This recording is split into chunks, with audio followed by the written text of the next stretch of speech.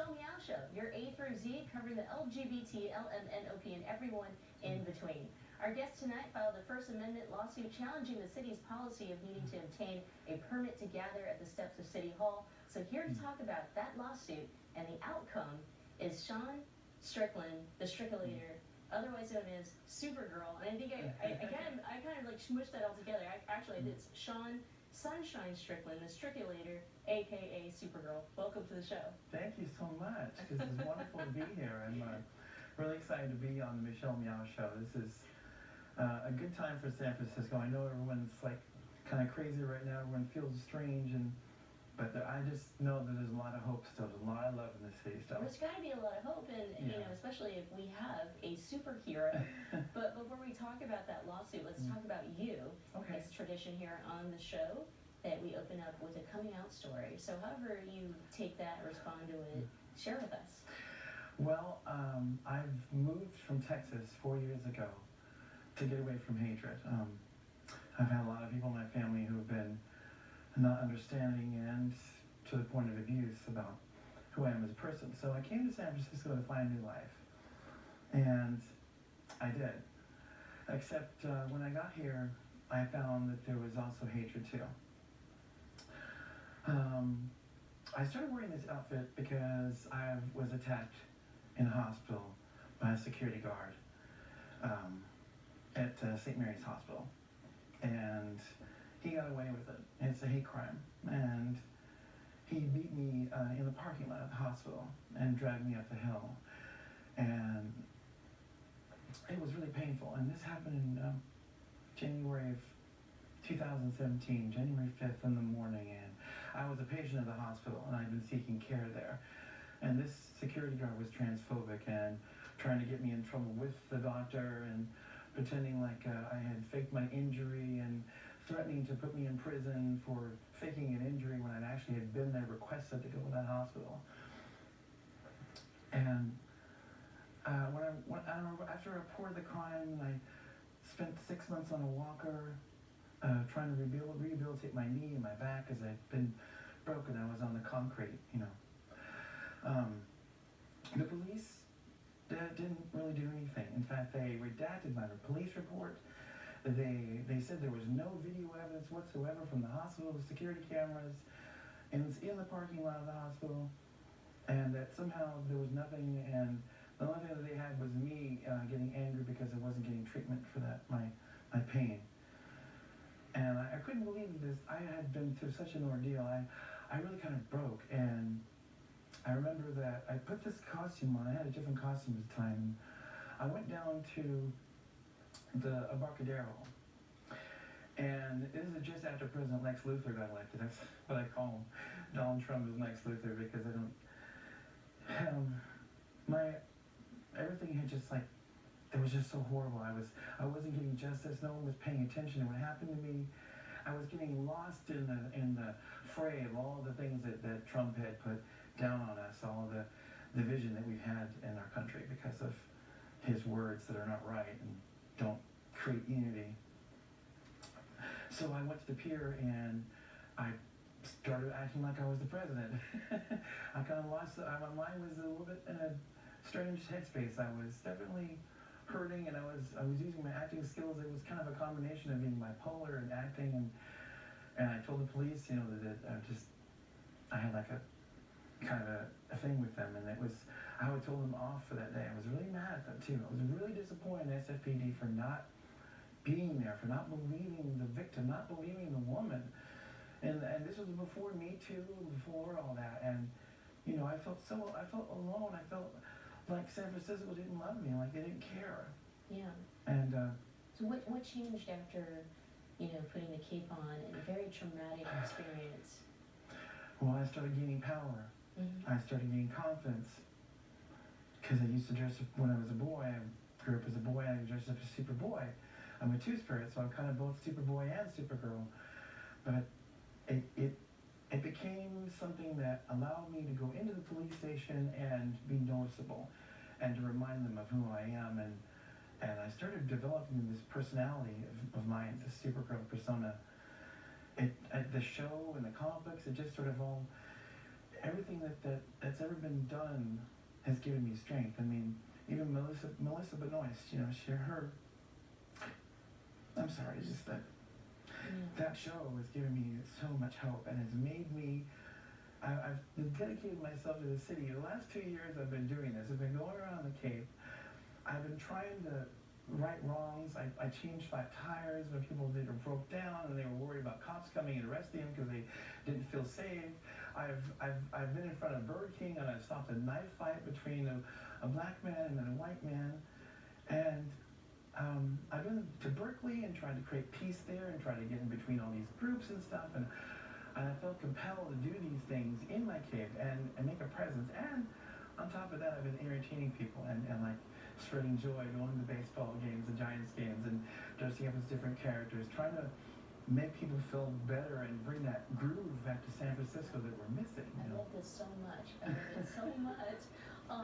Very quickly before we go on break, did your relationship with the police change? And I mean, now they've gotten to know you more. I mean, after they see me protest and speaking to Castro about Donald Trump's trans-military ban, I called him Lex Luthor then, you know, and after they saw that, plus me being out there and then actually stopping a crime, I think it was the day that I stopped the knife fight with the SFPD and even the sheriff actually. Most of them came around and saw that, you know, this person's not crazy. They really do. They're just doing something different, and that's San Francisco, and that's okay. So I think for the most part, except for a few deputies, which we won't talk about right now, which is part of why I'm here, is because of a few bad deputies, but for the most part, I've had good reaction. There's one officer named Officer Thompson. He's with the Central Station. He cried tears with me in the back of an EMT van about the city. He loves the city as much as I do. So I love this. Well, I'm loving you, and I love the fact that we have a superhero. We're going to take a quick short break, but when we come back, we'll continue our conversation with San Francisco's very own superhero, Supergirl.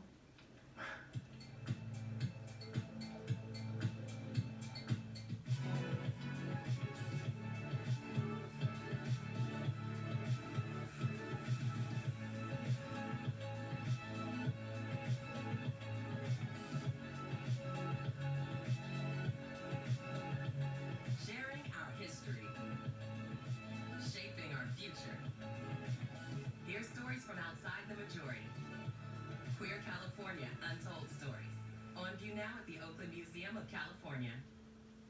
If a dirty CPAP is making you sick, you're not alone. I was getting sinus infections because I wasn't cleaning my CPAP properly, and that continued until I got my SoClean. SoClean is the world's first automated CPAP cleaner and sanitizer.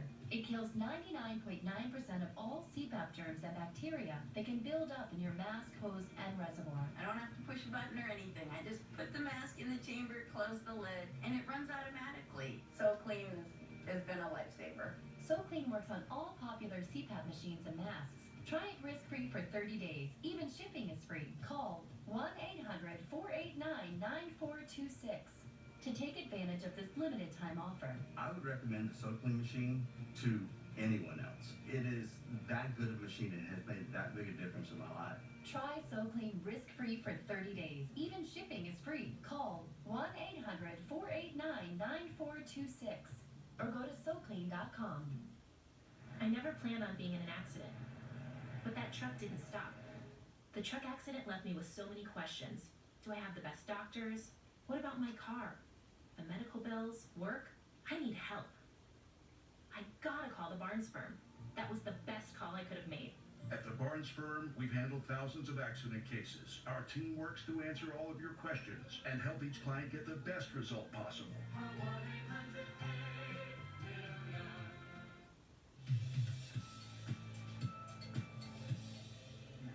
Welcome back. Our guest tonight is the Supergirl of San Francisco, who filed a First Amendment lawsuit against the city's policy of needing to obtain a permit in order to gather on the steps of City Hall.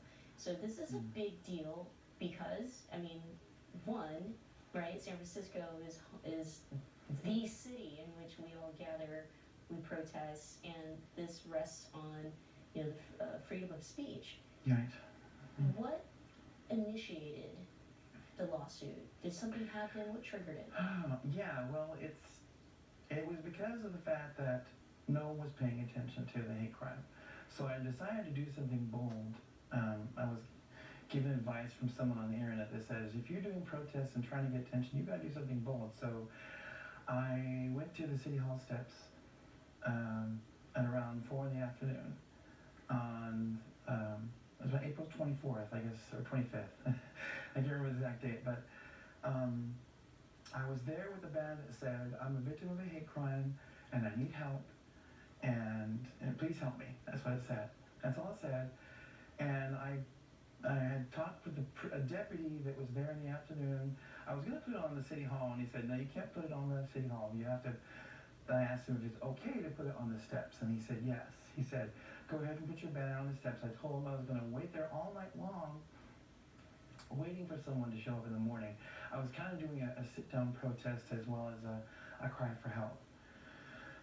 So I was planning on being there the whole night into the morning until the board of supervisors and the mayor showed up. But that never happened. At around 12 midnight, I had this olive oil and salt, and I was doing a spiritual ceremony where you have a prayer circle where you bless the circle.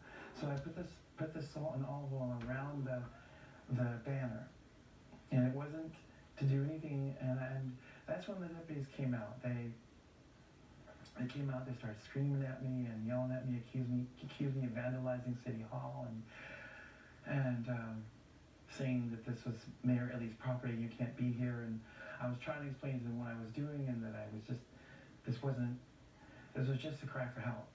And instead of that, they crumpled up my banner and tossed it away and acted like what I was doing didn't matter. And they screamed at me and yelled me off and chased me off the City Hall steps.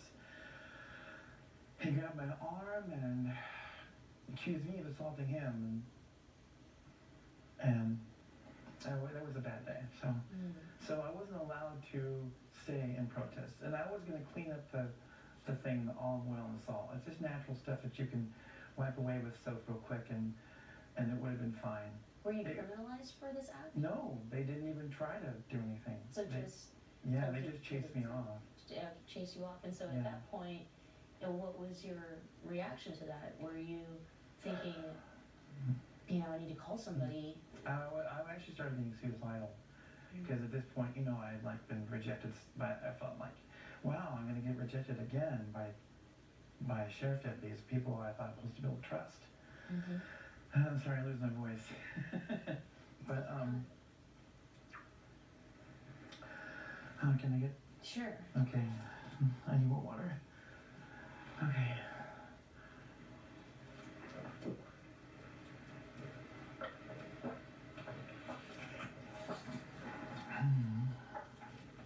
Okay. All right. Okay. Go ahead. So it took I reached out to the ACLU. I reached online on the internet, and that's when I found my attorney. He saw my post about having suicidal thoughts, and I was really considering ending my life. And this is the second time that I felt like that. I know that depression that Robin Williams felt, that same, because I'm an entertainer, and I have my bipolar, and and I'm dealing with all this other stuff, and I'm losing it again. So he reaches out to me, and he watches the videos that I had on Periscope, which is part of Twitter, and he sees that, and he sees all kinds of stuff, and he says, oh, we have a case here. This is not right what they've done, and after he became my attorney, we had a long process of about almost 2 years until we finally brought this to a federal case, because it was the second time that I came back to the steps to try and I had come back to pay respects to the late Mayor Ed Lee. Mm-hmm. And I come back to pray, and I brought a stone, peacock pyrite stone, to meditate and pray, and that's all I was going to do. And lo and behold, the same sheriff deputies came out again, and they know who they are. They know that they're not being responsible with their power. And they tried to kick me off the steps again and say, you can't be here, you're banned from the City Hall steps. you know, you're worried about you vandalizing the memorial. I'm not going to vandalize the memorial. That's not who I am. And there's twice now that they treated me as they, on both times, of course, they misgendered me, yelled at me, didn't make me feel comfortable and being able to communicate with them. And going back to the lawsuit and, you know, uncovering from your attorneys that actually this is an infringement upon our rights as an individual, we should be able to protest. Yeah, they kept on telling me that I needed a permit To protest. That I couldn't be here without the permit. And they can always come up with other reasons for me not to be able to be there, even during the day. So is this an antiquated policy? Was you know, is this set up just a long time ago and disregarded the fact that, I mean, individuals and small groups have been, you know, protesting at City Hall without a permit? Without a permit, I've seen people with signs and everything. Yeah. I mean, I'm pretty sure that they get a permit. Well, hold that thought. We're going to take a quick short break. When we come back, we'll continue with our conversation about Supergirl's lawsuit against San Francisco, and we'll be right back.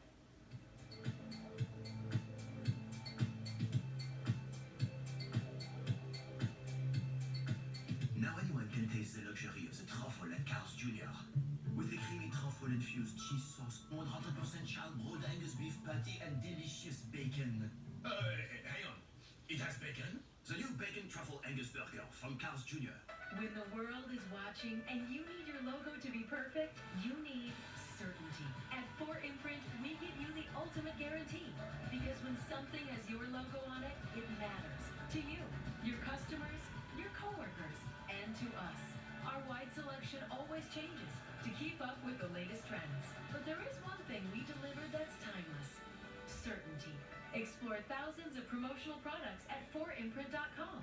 4imprint, for certain. Attention! Do you owe more than $10,000 to the IRS? If so, you may qualify for the IRS Fresh Start program, so you won't have to make any payments to the IRS. That's right. If you qualify for the IRS's Fresh Start program, you won't make any IRS payments once you are accepted. Once you're in the IRS Fresh Start program, they must stop all harassing and threatening collection activities. Call Tax Relief 123 now at 800-354-9044 to see if you qualify. Again, 800-354-9044.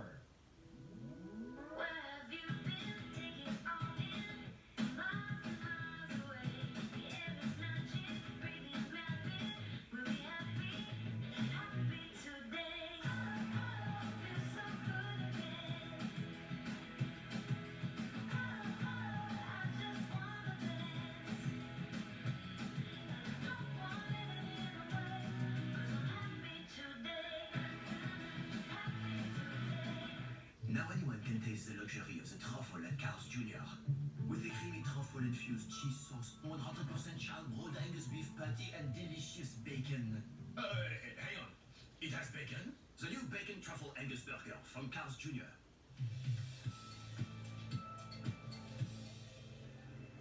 Welcome back. Our guest tonight is the Supergirl of San Francisco, who filed a First Amendment lawsuit against San Francisco for having a policy that stated you needed a permit as an individual or a small group in order to gather in front of City Hall, which, I'll be honest with you, I mean, the 20 years that I've been in San Francisco, I didn't even know that you needed a permit to do that. But your lawsuit is significant because now it goes down in the books and it is official. The outcome of the lawsuit. This is huge for the city. Tell us about it. It gives the people the right to spontaneously protest at any time of the day. As long as it's no more than 2 hours. They're giving us the new policy is supposed to give us 2 hours of guaranteed time to be in front of City Hall with a sign on the steps, so to get that kind of attention. If something happens, if Trump tweets something stupid at 3 in the morning, you know, we can then respond to it and spontaneously show up, and anyone can show up with any content that they have to talk about, even if we don't agree with that person. That's kind of hard to swallow for some people, but freedom is really important for all American citizens. The ability to be 100% truly free, and to be able to not fear about when and where you should be able to speak. That's the kind of thing that North Korea does to its citizens. It doesn't give them a ability to speak freely and to express their thoughts. And that's something I care about too. Is I want to liberate North Korea one of these days and be with the UN and be a peacemaker. That's some of my goals. So for real, honestly, truthfully. But I mean, how huge is this? This is so big. We started the show off by talking about a very traumatic experience for you in San Francisco, and when times something like that happens, you could be sent off in a space of like not wanting to feel empowered, not wanting to do something, and here you are 2 years later, you've won a big fight for San Francisco and the future of all of us to be able to practice our free speech amendment. I mean, how does that feel? It feels good.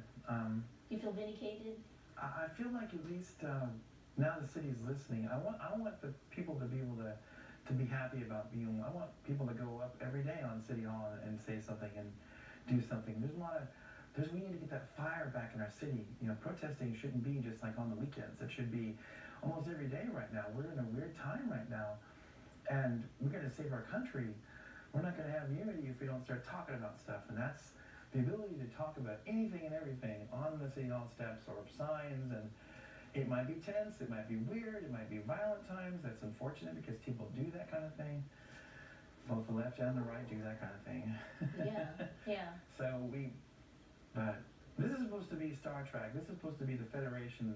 This is supposed to be the future. And San Francisco is kind of getting away from that. We're allowing the rest of the world to kind of bring us down.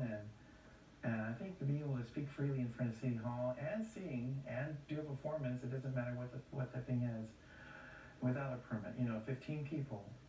But going back to the initial reason why you were up on those steps in the first place. Yeah. And then being assaulted again, and in this way, where you're being pushed off and misgendered and screamed at, and it's got to feel great that you're sending this huge message that these deputies and anybody protective of City Hall's property should know that human beings should be protected too. Right. And there's no room for transphobia in San Francisco. That kind of thing needs to end. The community needs to stop hating on transgender people and gender non-conforming people. We can't do this thing where it's gay versus lesbian versus transgender versus intersex versus stop all that nonsense. That has to stop. We can't fight properly and we can't resist properly when we're resisting ourselves. So I think as a transgender person, I am completely confident about who I am now.